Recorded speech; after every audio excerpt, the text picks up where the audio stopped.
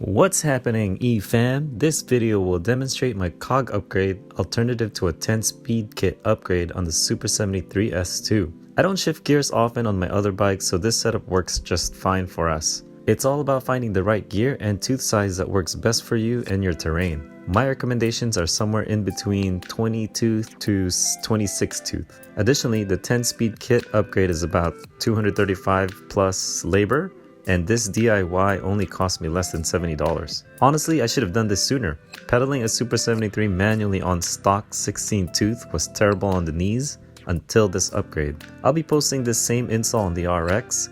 Subscribe and stay tuned for that. Full disclosure, this installation was not fun at all. If you don't like tinkering with your bike for hours, just get a bike shop to do it for you. In hindsight, this work would have been better with better quality tools. Don't hold me responsible for any damages or injury. I'm just a guy on YouTube sharing knowledge and e-bike experiences. If you have a tensioner on your Super 73, this works to your favor as you won't need to buy longer chains. In fact, you might need to take out 2 links depending on what gear or tooth you end up choosing. With that said, let's get into it.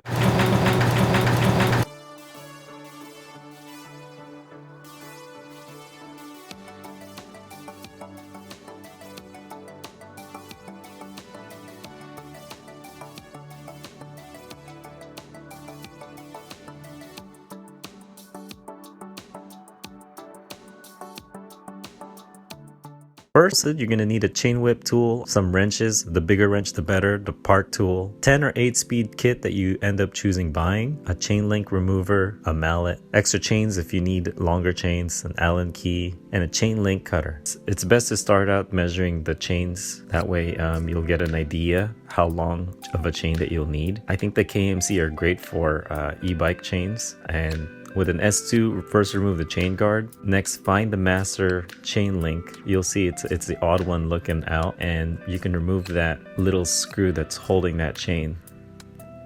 Next, remove the zip ties that connect the motor. Uncap the motor cable. Undo the brake calipers and make sure you don't lose the bolts.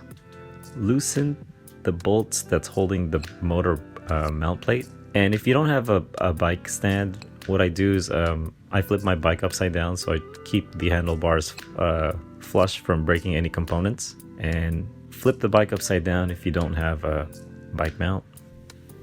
For me, it was easier to work this way, and just use a mallet to loosen the mount plates from the frame. Once you have the motor on by itself, if you have a second pair of set of hands, have someone help you loosen the bolt holding the axle and the motor together.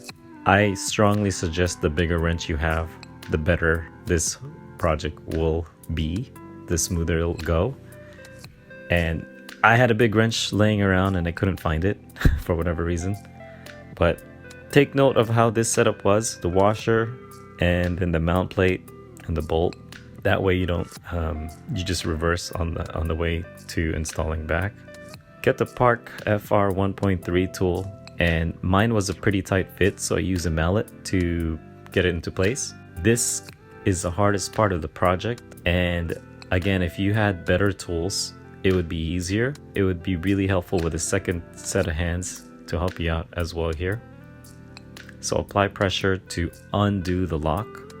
This is us with our different many attempts, but if you keep at it, you'll definitely eventually undo this wheel lock. Once you loosen that lock, the hard part is over. Everything is just the adjustments. Take out the spacers, and on this part, it took me quite a few tries, but use the existing spacers. I use about 2 spacers in the rear to get a right fitment. And the most important thing is really just making sure that there's enough clearance for the cog wheel in between the motor, and so that the chain doesn't rub against the tires. There's only really one way to fit these the spacers and the 8-speed kit that I put on. I chose a black SRAM 8-speed kit from Amazon. It was about $24, and this part you're really just making sure that everything has a good fit. If it's too loose, that means I didn't put enough spacers, so just make sure it's nice and tight. You're more than welcome to choose around which spacers work for you, but I remember I just used 2 of the existing spacers in the rear. Once you got that fitment done, put the lock wheel back, use the mallet itself just to loosen it out, and you can decide to use the existing lock, or you can decide to use the newer SRAM lock. This is the one we went with. So place the lock tool in there and lock it about 40 Newton meters. Place the washer back before you place the mount plate, and just make sure you're placing the mount plate basically just the way you had it before. Place the other washer and then place the nut. Tighten the nut. This is a good time to also check if your cogwheel is spinning appropriately. Next, place the motor back into its mount plate brackets. I like to use the mallet to get everything in place. Bolt the mount plate in, but don't tighten just yet. Now comes the other tedious part of putting back the chains together and making sure you measure correctly. Save yourself some time and remove the tensioners.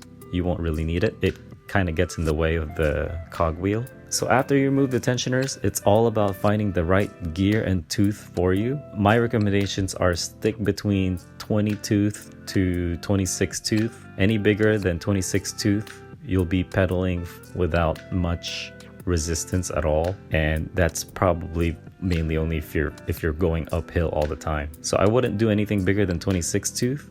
In the setup that I have, we ended up going with 26 tooth, but I might downgrade it down the line, so I'm still testing it around. But 26 tooth works just fine for us, and make sure your chain are not too tight or not too loose either. I had to remove 2 chain links, and once you get that done, it's all about just buttoning everything up, reversing what you've done, putting back the zip ties, making sure the motor wires are not rubbing any part of the rotors, placing back the caliper brakes, and before you tighten the brakes, before you secure it, make sure that also, again, nothing is rubbing. Sometimes it gets out of placement easily, and adjust accordingly. Flip your bike back upright and install the chain guards, and over here make sure that nothing is also rubbing the chains are not rubbing the chain guards itself. And that's pretty much it. Have fun, test it out, make sure you like the gear that you end up choosing. If you're adjusting the chains, always start with the bigger tooth first, and then you can always work your way down. That way you're not cutting your chain down. We like this setup because in the future we have the option to do shifters if necessary. But again, all the bikes that I have that have shifting gears, I never really shift gears. I just choose one sweet spot for me and I run with that. Folks, that's the install of our cog wheel upgrade as opposed to the 10 speed upgrade. I hope you found this video helpful. Please like and subscribe for more content. This is Julian signing out, and see you guys next time.